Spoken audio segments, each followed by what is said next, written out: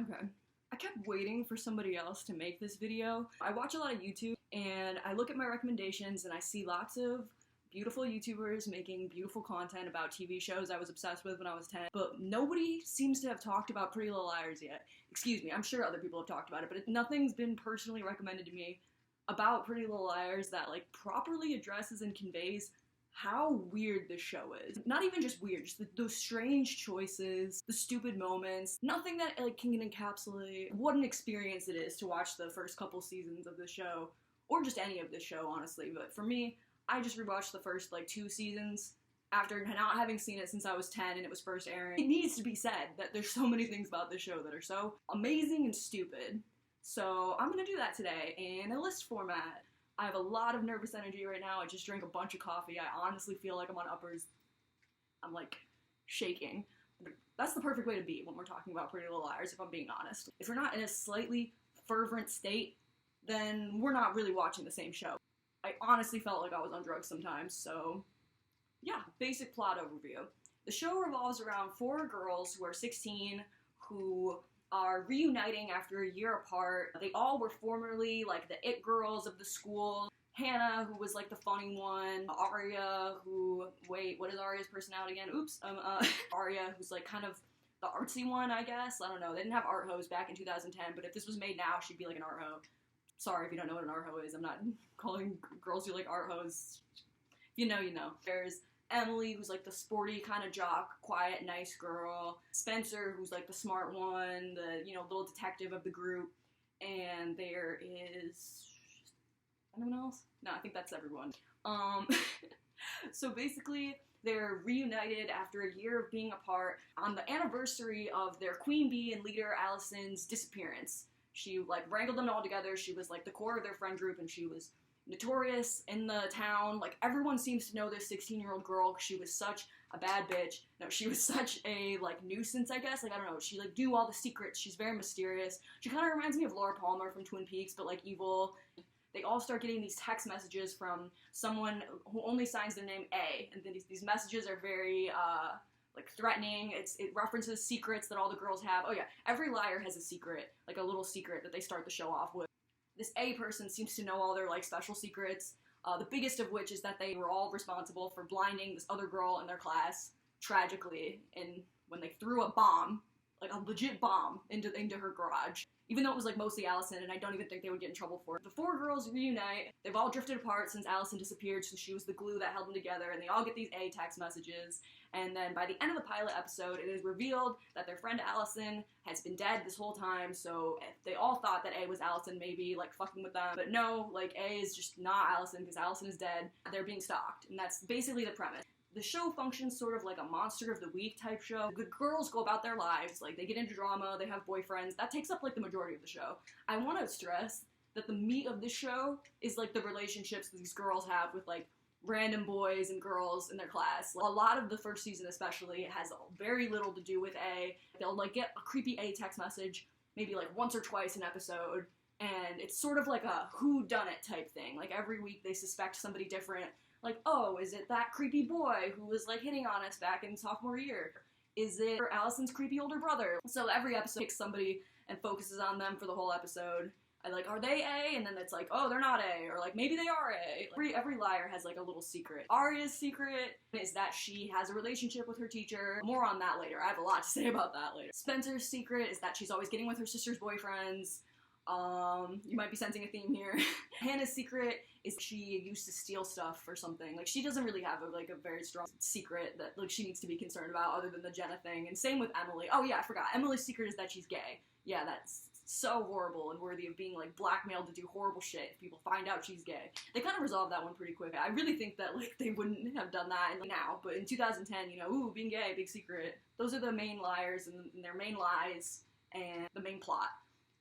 Like, there's a lot of, like, teen TV where it's like, oh, I want to be them. Like, I wanna, like, self-fulfill, like, and, like, oh, wouldn't it be cool to be them? Nobody wants to be the liars. I mean, being stalked objectively would suck, but, yeah, they spend the most of their time, like, acting like they're not being stalked, so maybe it would be good to be a liar. I don't know. You just occasionally get threatening text messages, but most of the time you're just having, like, a, like, kind of dry relationship with, like, somebody similarly attractive to you. So, number 1.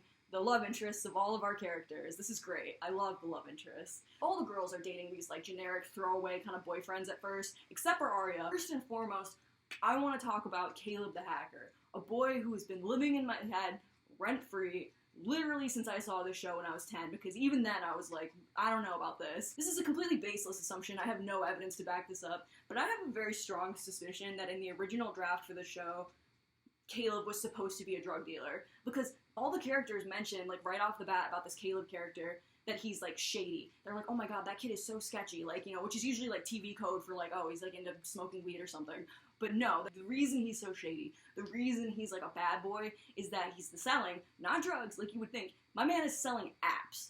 Like, phone apps. Like, people are meeting him in dark alleys, and they're like, yo, like, can you put some apps on my phone? Which is not illegal, might I remind you. They want to, like, I don't know, in the 2010s, I feel like they were just like, nobody knows anything about phones or technology. We'll just make him, like, app seller boy, and, like, that's cool, and, like, he can, like, jailbreak your iPhone or whatever. I'm like, great. Literally every single 10-year-old in, like, fucking 7th grade can jailbreak an iPhone, so he's not really doing anything crazy here, and it is objectively not illegal to sell apps or whatever he's doing. There's so many scenes where Hannah is like, Caleb, you need to go legit, Caleb. You need to go legit. Like, this app selling business is no good. Like, you're gonna get in a lot of trouble. And I'm like, is he? Like, I don't think he is. Well, I have to stress that this is not an illegal thing Caleb's doing. He's just walking around, like, pretending to be a drug dealer. Like the cops roll by, and they're like, oh my god, that looks like a drug deal. But no, my man is just putting apps on your phone. I think even the styling of Caleb is so funny. Like, they take this guy, and they're like, how can we make him seem like an edgy bad boy? And their answer was, oh, I know. We'll just give him a beanie and some fingerless gloves. That way everybody knows he's real scary and edgy. Great, we love that. I love the costuming in this show. I feel like I might talk about that later. I might forget to. It's not on my list.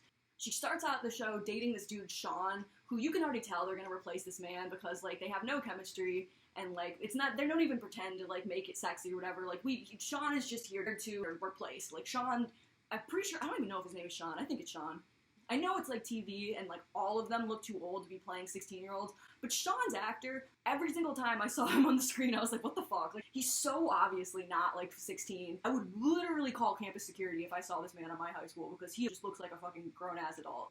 But anyway, Sean's out of the picture, like, pretty quickly, and then she gets Caleb. The next person I want to talk about is, Toby. This is, like, Spencer's main boyfriend. She dates these other two boys with brown hair at first, who I really couldn't tell apart, except for that one of them is British. Whenever the writers don't know what to do with a character or a plot line, they'll kind of just, like, make A, blackmail them into leaving the relationship somehow. This happens 4 times within the first 2 seasons. Probably happens, like, throughout the whole show. Then she gets Toby, and Toby, I feel like, is James' derivative of Twin Peaks. Like, he rides around on a motorcycle, he's kind of mysterious, he's, like, more involved with the plot, so I like Toby because he's actually kind of an active character. He's not really, like, one of these, like, flavor characters like Emily's love interest. Toby was there on the night that Allison disappeared. He's stepbrothers with Jenna, who's one of our main antagonists, so he's in the whole plot and he's involved. And I think they wanted him to be suave love interest right off the bat, but he has such terrible hair in season 1. I know I'm far from the first person to say that Toby's hair is awful, but, like, they know it too, because literally every single time we see this dude, he's sporting a different haircut. His hair starts really big, and as the season goes on, they just, like, progressively shrink it down until season 2, his hair is, like, basically a buzz cut. And I'm like, yeah, no, he looks good. He just had too much hair, I guess. And normally too much hair is a good thing. They totally ruined Caleb's hair in season 3. I haven't even watched season 3, but I saw that man's goatee and I was like, ooh, no. I don't really have any problem with Toby. He's honestly, like, everybody's favorite, usually. Like, all my sisters like Toby the best. My girlfriend likes Toby the best. I don't know. It's all about Toby. We stand Toby, I guess. Next, I want to talk about Emily. Now, Emily has potentially the funniest relationships out of all of the liars. Now, I want to firstly point out that this show, the executive producer or director or writer, the creator of the show is, in fact, a lesbian. But I want to just say that that does not contribute in any way to making the lesbian scenes good, important, like, relevant to the plot, or handled with any amount of care. You would think that with the perspective of this lesbian, the scenes with Emily and her love interests would be, like, the most riveting or, like, the most sexy or something, but no, they are so irrelevant. Every time that Emily is on screen, it's just, like, a snooze fest. I don't think it's the actress's fault that, like, something seems seriously weird with her scenes. There's something so dry and sad about all of Emily's lesbian scenes. Like, it's just, like, from a fucking lesbian, too. It's like, come on, get it together. I want to just quickly go through, like, her love interests. So firstly, she's dating this girl, Maya, who I want to point out is the only black actress, like, on the main cast for, like, the first 2 seasons. I think Emily's coach is also black, but like she gets recast and like doesn't come back after season 1 pretty much. There's Maya, the girlfriend, and I think it's so funny that like the only black character is literally addicted to hard drugs like smoking weed. There's even the scene where Emily's homophobic mom finds this weed in Maya's bag, and I legitimately couldn't even tell what it was at first because it doesn't even look like weed. It's like black, like ashy, like it looks like they opened a tea bag and just like poured it in there. She looks so disappointed, like, oh no, like my daughter's smoking weed, or like my daughter's girlfriend is a drug addict. But like, I just kept thinking, like, if I was her mom, I would be disappointed too. Why is she smoking this like gross shit? Like this literally looks disgusting. I would never want my daughter to be smoking that type of quality of weed. Bad parenting. She should have been really upset that her daughter was just smoking trash like that. Like, that's the real crime of all of this. Maya, the only black character, gets written out after like half of season 1 to go to juvie camp for being a drug addict. She's not even shown smoking weed. She's just like implied to have smoked weed. And we're supposed to think this is like some huge moral failing on her part. So yeah, rip to Maya. And I know that the actress who plays Maya, she's also too old to be playing a high schooler, but you know she's actually like pushing 40 when she played that role. And she looks so young and so beautiful. She literally looks the same age as the rest of the cast. Shout out. I just watched Buffy for the first time, and she's in it playing a teenager in that. She has hardly aged this entire time. And then she's killed off later in season 2. Senselessly slaughtered. We love that. We love that type of representation. Next is Paige McCullers. I think Paige McCullers is my favorite character in this entire show. I know that's weird to say since she only gets like a couple scenes in the middle of season 1 and a little bit of season 2, but she's honestly so funny. Maybe it's just that the name Paige McCullers is really funny, but like, every time she came on screen, me and my girlfriend were like, yes, Paige McCullers, because she is so weird and aggressive. As a love interest, she's so terrible. First of all, she's like a homophobic bully, so that's an awesome trope. The homophobic bully is actually secretly gay. I've never seen that one before. Like, that's really great. Secondly, she's kind of like an antagonist. She tries to shove Emily's head underwater and drown her because they're on the swim team together. And then 2 episodes later, she's tearfully showing up at Emily's house in like the rain, and she's like, Emily, I'm sorry. And then I kid you not, in the next scene, Emily goes to school and the coach is like, oh yeah, Paige was in a car accident. I was like, oh my god, I can't believe they just killed Paige. First Maya, now Paige. But no, she's not dead. She just like got in a car accident. And honestly, I love that. Like, can you imagine going over to your crush's house, tearfully confessing, and then on your like bike ride home, you just get hit by a car? Like the lesbian experience. I don't know. That's accurate, actually. They were good on that one. So yeah, that's Paige. I don't know, there's just something so off-putting about Paige McCullers. Paige McCullers. I can't stop saying Paige McCullers. Number 2. I'm just gonna make this its own category because I have a lot to say about Ezra and Arya, as I'm sure most of you are aware. This is a fun one. I think y'all will like this. Shows really used to do this all the time, where it'd be like a teacher and a student romance. You see this so often with teen shows. After that Hulu original series, A Teacher, came out, I don't think we're gonna see any more student-teacher relationships in these TV shows, but who knows, because Archie was doing this not 3 years ago, like playing it completely straight. There's something so embarrassing about the way that the Ezra and Arya relationship is presented. I think because it seems like they're comparing the fact that nobody wants Arya to be with Ezra, her teacher, because like they don't like support true love. Like, there's this comparison made between how Emily can't be with her love interest because she's gay, and like, look, Arya and Ezra are being persecuted in the same way. Like, it's just love. Like, they're not being allowed to be together even though they're in love. And I'm like, hold on. That is absolutely not the same. Arya is a minor and a child. She shouldn't be dating this guy. Later, when Arya's parents find out that she is dating her teacher, they get really mad, of course. Like, they get pissed. And it's presented as, like, they're being super ununderstanding, and they're bad parents, and, like, they don't understand that it's true love or something. And I'm like, no, her parents are being good parents. Like, the fact that we're supposed to not sympathize with her parents is so weird and creepy. Every single scene they have together creeps me out so much. But, like, apart from them, like, being in this totally weird and fucked up relationship, I want to also just point out that they don't even have a relationship. Every single scene that they have together is them talking about how their relationship doesn't work, or them getting takeout. Like, I don't know, it's just something me and my girlfriend noticed. Every single time they hang out, they're just, like, walking in the room with takeout, and, like, unpacking takeout, or, like, putting takeout on a plate. So their entire relationship just consists of getting takeout, talking about how their relationship doesn't work, or making references to high school level literature. He's an English teacher. I feel like they try to make him seem like smart by make literary references all the time, but he doesn't reference anything that like a 10th grader wouldn't have read for summer reading. It's even funnier when we see his apartment, because he's supposed to have this like dark academia almost look to it. There's like books all over the place. He's got like a globe, he's got leather couch, he's got like a telescope, and we're supposed to be like, wow, this is like a really smart guy. He's like the smart boyfriend, like smart BF, like I want to date like a nerd or whatever, like, you know, geek chic like was really popular in the 2010s. But I'm like, what has he done to warrant this? Literally all he does is like quote Catcher in the Rye or like Great Gatsby. He's like this close to calling something Kafka. I'm like, dude, read another book. Like read anything that you wouldn't see in like a high school classroom.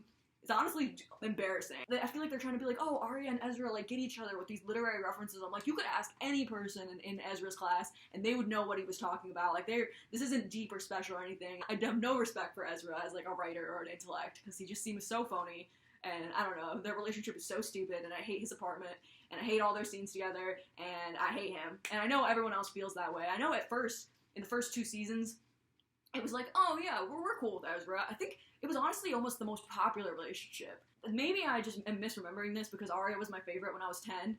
I have no idea why. I think I just really liked the way she did her hair. It was almost like Arya was the main character. Like, she was always in the center. She's the one who goes shh in the opening, you know. I feel like her relationship with her teacher was like a major selling point for the show, and it's so bad. Like, all of their scenes are so cringe-worthy. It couldn't exist today. It shouldn't exist today.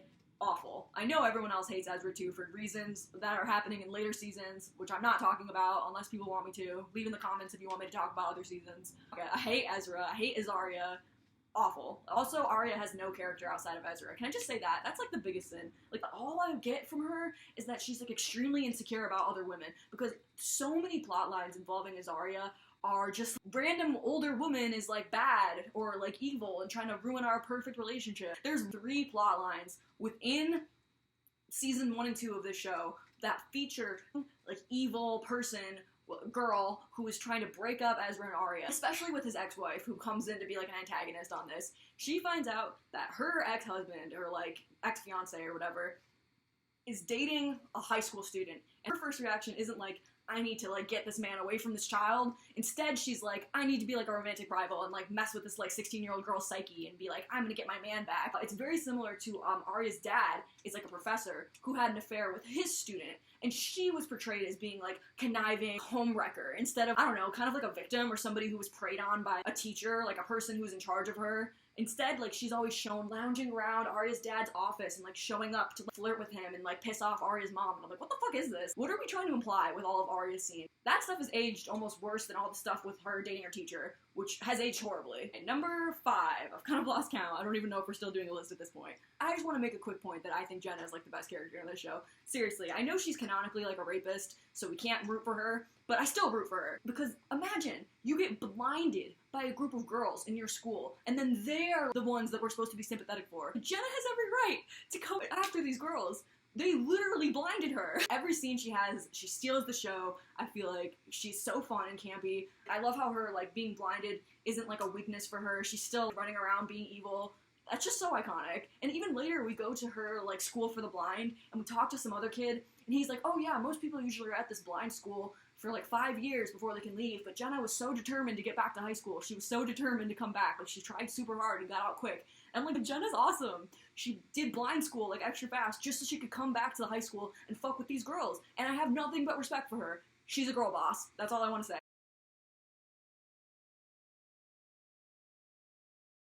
Number 6, the A-Lab.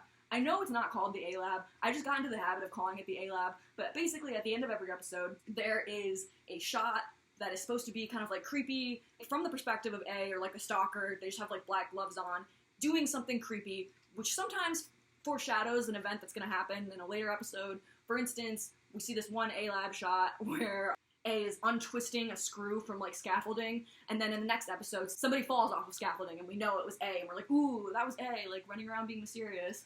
Some of the A-Lab shots are so stupid. If you take into context that, like, A is running around stalking all of these girls in, like, a million places at once, always here to, like, hear when the girls are doing something blackmail-worthy. The fact that A has time for taking care of 4 rats that, like, A has named after our 4 girls, or putting flowers on a random woman's grave. Like, these aren't even things that the liars are gonna see. This is just creepy shit that they're doing, like, symbolically, which I just think is super funny.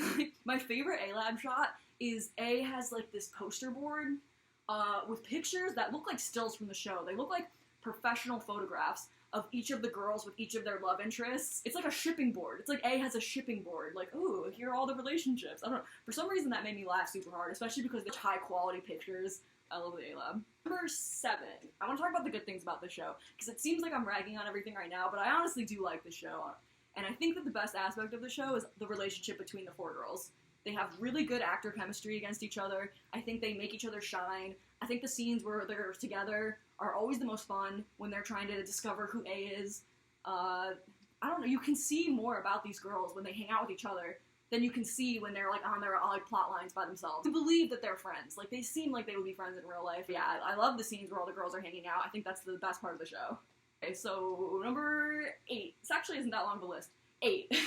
I thought it was going to go for a lot longer. Who knows? When I edit it down, we'll see. The show should have ended after season 2. I know, bold statement coming from somebody who only rewatched the first 2 seasons recently, but I really like the ending of season 2. Spoiler if you haven't seen the show. I mean, this whole video is a spoiler. I just kind of assumed that you didn't care about that at this point. But A is revealed to be Hannah's best friend, Mona, who's this kind of ditzy, popular girl with Hannah, who's been running around as A this entire time. If they were gonna, like, have Mona be revealed as A, I think they maybe should have had that happen in, like, season 4 or something, because Mona is the only person who I think has clear motivations to be A. It's a good reveal, it's a good twist, and it's foreshadowed. Mona is shown to be very good with computers and smarter than people think, and I don't know, it's good. It's a good twist. Like, I think Mona being A makes a lot of sense. Like, she was jealous of the girls' group.